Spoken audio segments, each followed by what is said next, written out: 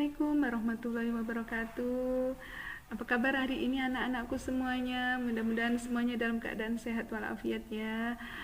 Alhamdulillah. Nah, untuk hari ini Ustazah akan jelaskan tentang tema 1 subtema 2 pembelajaran 5 PPKN. Tapi sebelumnya mari bersama-sama kita membaca Bismillahirrahmanirrahim ya, agar pembelajaran kita hari ini dimudahkan dan dilancarkan oleh Allah Subhanahu wa taala. Amin ya rabbal alamin.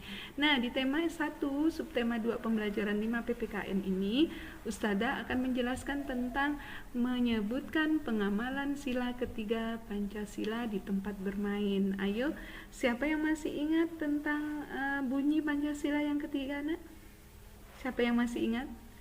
Ayo, pinter ya, benar, yaitu bunyi sila yang ketiga adalah Persatuan Indonesia. Nah, sebagai warga negara Indonesia, kita harus memiliki rasa persatuan walaupun kita berbeda-beda, baik itu berbeda suku, ras, agama, dan lain-lain. Nah, kita harus jaga persatuannya. Nah, untuk lebih lanjutnya, apa aja sih contoh dari pengamalan sila ketiga ini? Sebelumnya Ustazah akan sampaikan dulu firman Allah yang artinya Bismillahirrahmanirrahim, dan berpegang teguhlah kalian pada tali agama Allah seraya berjamaah, dan janganlah kamu bercerai-berai, dan ingatlah nikmat Allah kepadamu ketika kamu dahulu masa jahiliyah, yaitu bermusuhan, lalu Allah mempersatukan hatimu sehingga dengan karunia-Nya kamu menjadi bersaudara, sedangkan ketika itu kamu berada di tepi jurang neraka, lalu Allah menyelamatkan kamu dari sana.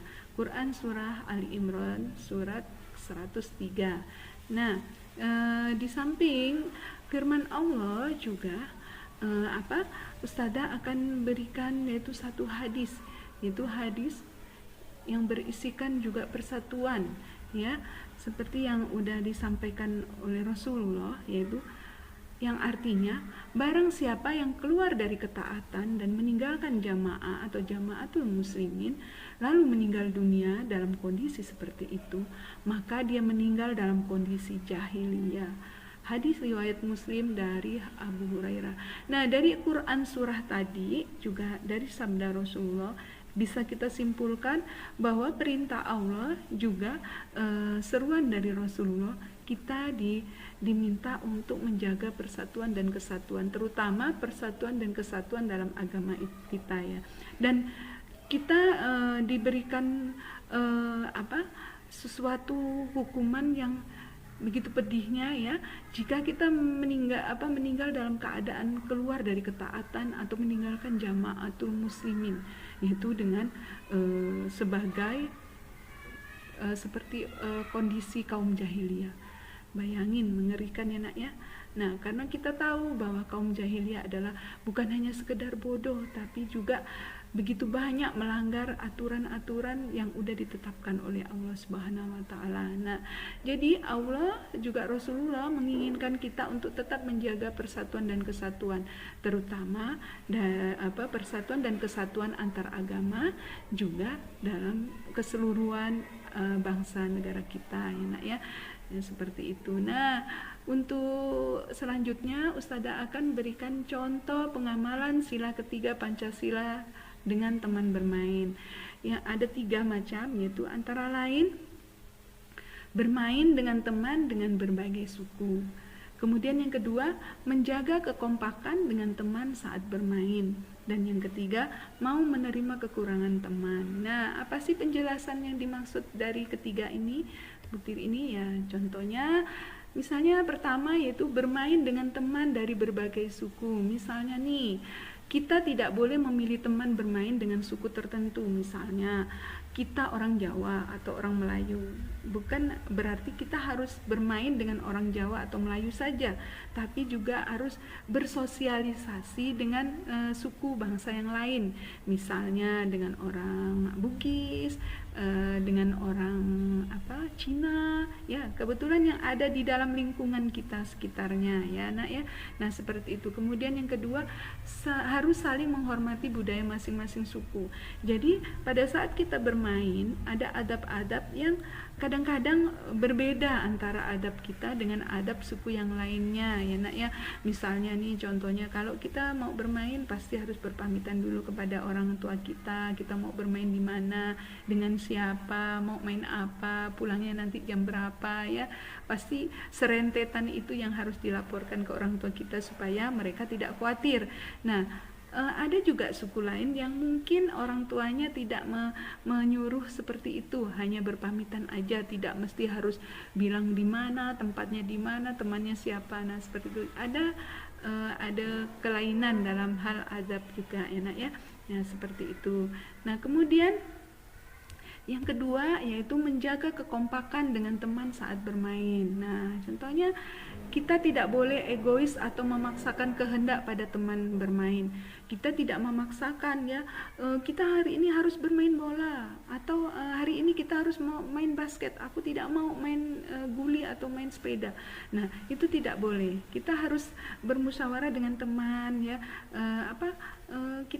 kita mainnya apa ya hari ini ya, dijaga kekompakannya tadi ya. Kalau misalnya memang kita harus main bola, nah bola kaki misalnya di lapangan, kita harus saling menghargai apapun yang diberikan kepada kita tentang permainan di dalamnya. Misalnya kita sebagai penjaga gawang ya diterima dengan hati yang lapang.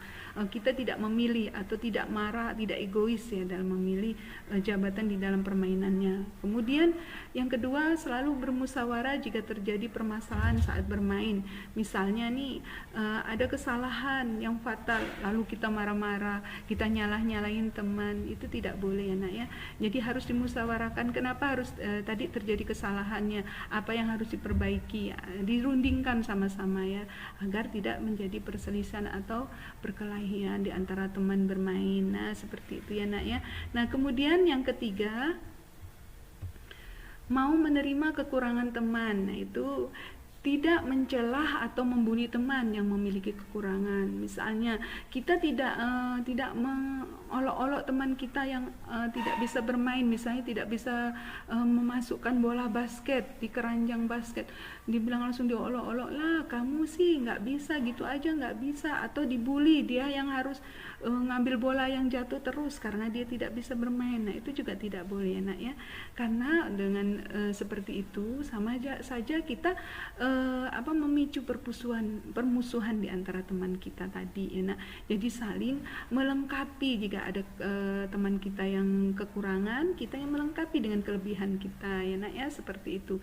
Kemudian membantu teman yang kesulitan dengan kelebihan yang kita miliki pada saat bermain bersama. Nah contohnya tadi, seandainya teman kita tidak bisa memasukkan keranjang bola ke bola basket, berarti dia memiliki kekurangan ya, mungkin karena dia kurang tinggi atau kurang gesit ya, atau kurang lompatannya. Nah itu bisa dengan kelebihan kita ajarkan teman kita bagaimana posisi tubuh yang baik, posisi kaki yang baik, kemudian posisi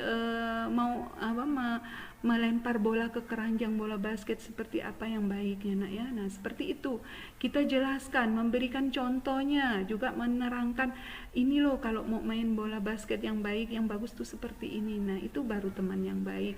Jadi ingat, dalam berteman kita tidak boleh egois, tidak boleh mencela, juga selalu membantu teman dalam kesulitan ya nak ya.